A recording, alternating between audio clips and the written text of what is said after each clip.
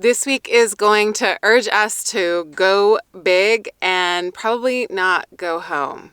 Hello and welcome. This is the Astrology of the Week Ahead podcast. I'm your host, Chani Nicholas.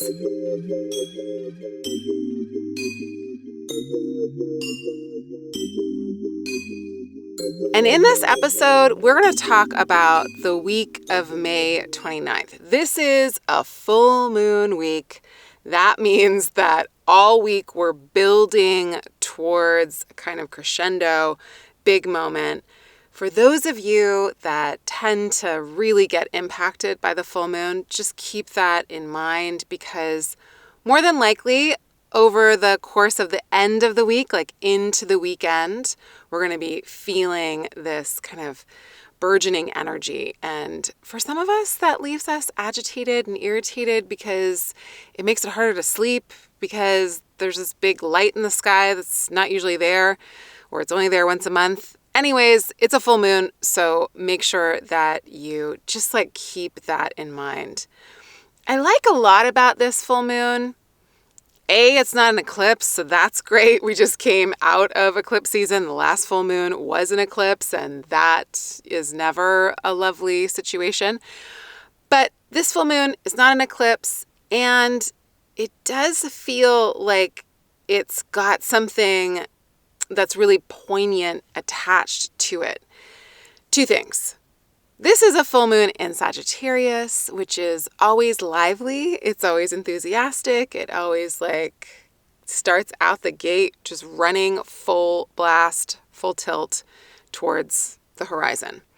So it's definitely a full moon that encourages our adventurous spirit. It encourages us to kind of burst forth onto the scene in some way, shape, or form. But the ruler of this full moon, which is Jupiter, is doing something really interesting. Now, if I just lost you there, ruler of the full moon, what are you talking about? Every sign has a planet that is in charge of that sign. Or every sign has a planet that is a planet that no matter where it goes or what it does, tells us what is going to happen in that part of our chart or in that part of the sky. So whenever there's a new or full moon, we always look to the planet that is in charge of that sign to see what that planet is doing. Or we do a lot of the times. It can give us info. It's kind of like behind the scenes info in terms of what else this lunation is going to do or what we could use it for, or what we could expect. What is it mirroring back to us?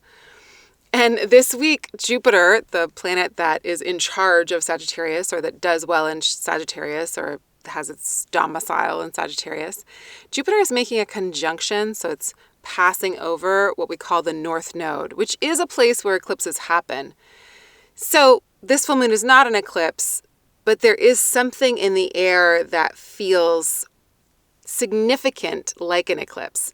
The North Node, where Jupiter is going to be, is a place that we associate with greed. We associate it with a big desire, and we associate it with a wanting and a grasping, almost like a reaching for something. In a lot of different astrologies, it's seen as the hungry head of the dragon that eats the sun or the moon during an eclipse. And so we can think of it as that voracious appetite, that part of us that's always going for more, or that kind of energy that's never, never, never satiated. So we always want to counter stuff when we know it's around the North Node. And the way we can counter it is by not giving into greed and just knowing I'm probably not going to feel satiated. Wherever your North Node is in your chart, which I highly recommend you go and read about on the Chani app because the team did an incredible job putting together the information, the artwork, all of the stuff about the nodes in your chart. I highly recommend you go and read about your North Node because it is the place in your life, wherever your North Node is in your chart, it is the place in your life where you will feel an insatiable appetite for something. And it's good to know that because it is a point of agitation. And yes, it is a inclination, or it does tell us what we are inclined to keep going for and what we're driven about. And that's great. Having drive is wonderful.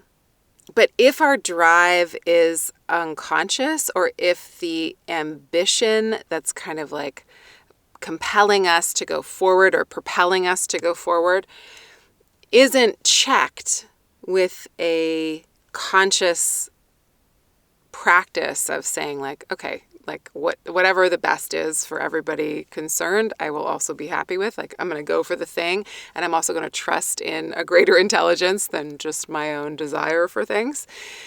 If we don't have that, then we get in trouble, and we can go down a road of just like grasping.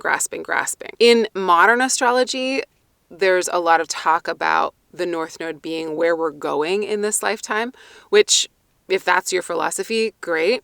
It's not my philosophy, but I understand it in as much as if that's where I'm driven towards, if the location of my North Node tells me what I'm hungry for, what I'm greedy about, what I can get carried away about, and what I'm probably going to be propelled into achieving, then there's a way in which the reads are kind of similar. I just come at it from a more traditional standpoint, which is to say like, hey, this is a big hungry dragon, like, watch it. Make sure you understand it.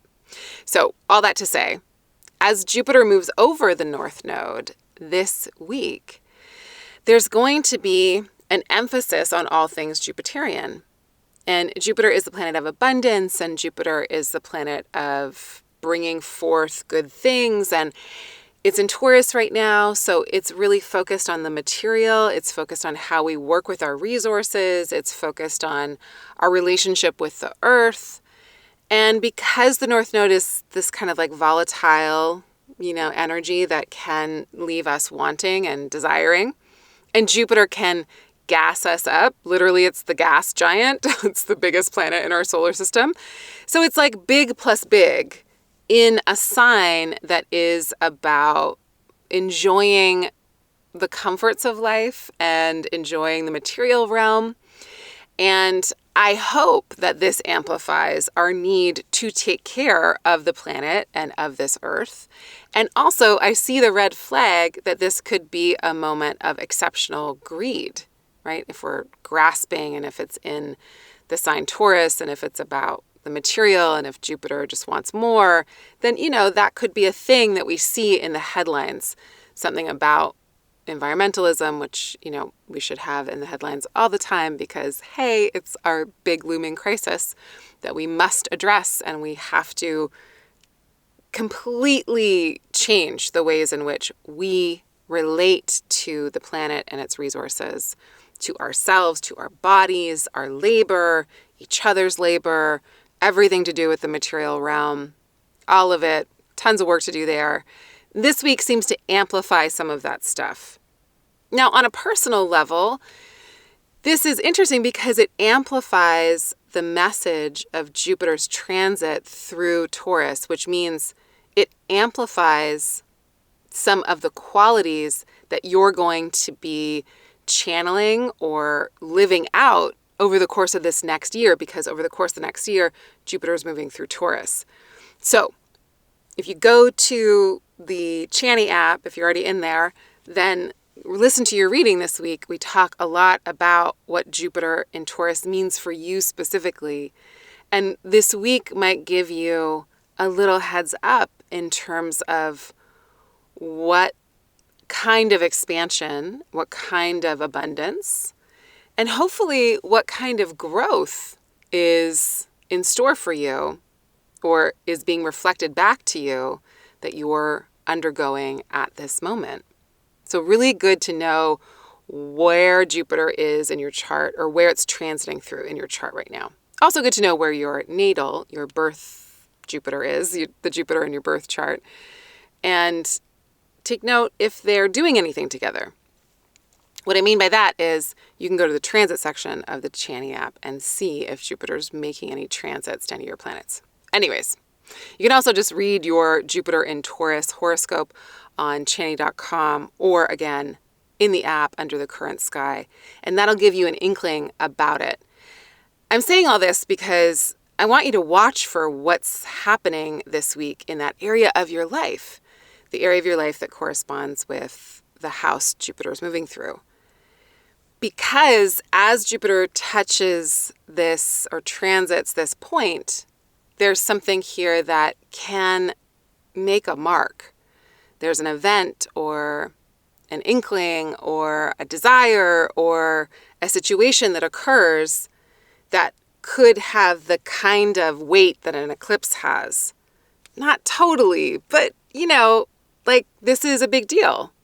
Jupiter will transit over the nodes, over the North Node once a year, mostly.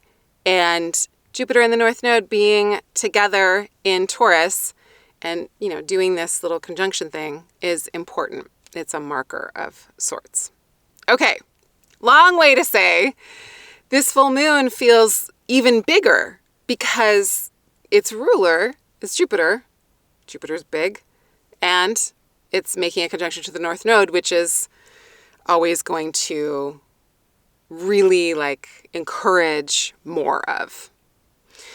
Okay, so Jupiter and the North Node make a conjunction on Thursday, so we're moving towards that. The beginning of the week doesn't have a ton of astrology, but that Jupiter North Node thing is going to be the first runner-up, the first up to bat.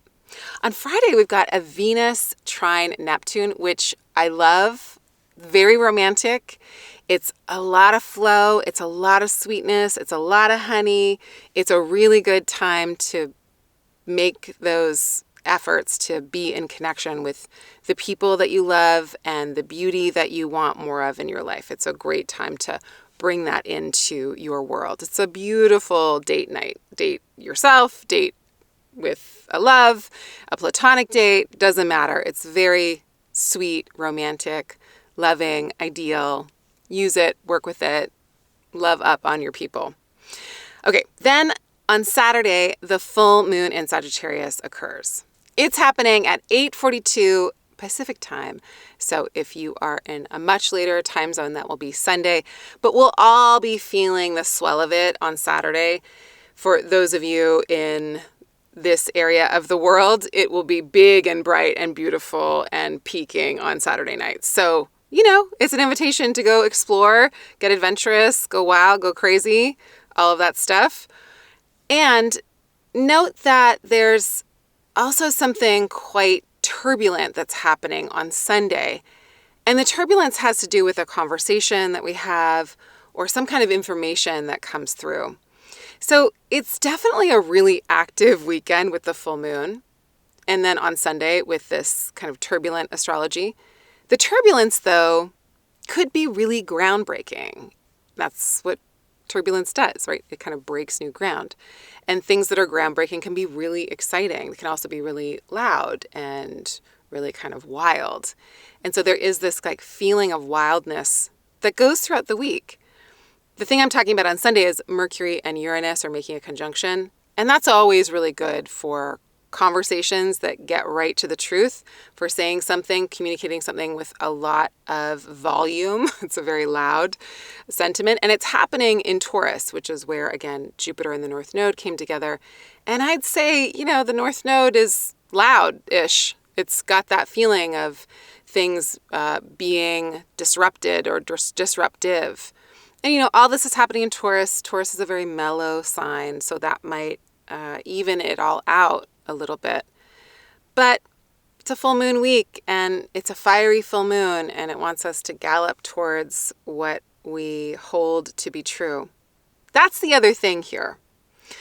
Jupiter is about our moral compass. Jupiter is this is what I believe. This is what my philosophy is. This is what my spiritual life is. This is maybe even what my religion is. And these are the reasons why. Philosophically, this is what it is. And that is being amplified this week. And then a full moon in Sagittarius, which again is about faith and philosophy and all of those things I just listed. And then with the Mercury Uranus, that's all about truth. That's all about the truth bursting through our conversations and all of our communication channels. And it's about something getting disrupted. So there is this seeking for something. There's a seeking for truth. There's a seeking for what is aligned with our own sense of morality. There is something here that's also kind of galvanized into action because it's a full moon in Sag, and Sag is just a bunch of wild horses running free.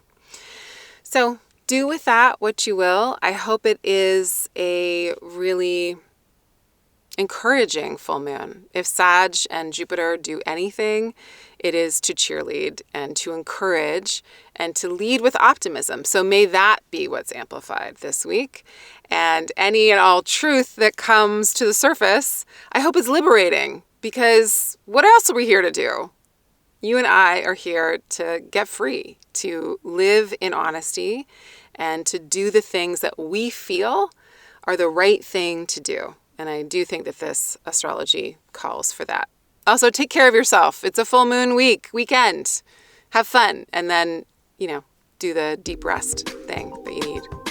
Thank you all so much for leaving us reviews of the app in the App Store. This one is called Gratitude. It's by Anna Luisa. I wanted to share it with you. Though astrology has always intrigued me, for some time it felt too big and confusing to delve into very deeply. The Chani app has lifted the veil. The explanation of my chart, weekly readings, and resources have me feeling seen in ways I've only felt seen by those who love me the most. It is with almost uncanny regularity that the astrology of the week ahead, which I often listen to midweek, has recounted my actual lived experiences, soothed my tender heart, or exalted my accomplishments. This is next level affirmation of what we as a collective are feeling, doing, and being. Thank you, Chani and team, for your gifts. Sending you lots of love, many, many, many full moon blessings. I'll see you back here next week for more. Bye for now.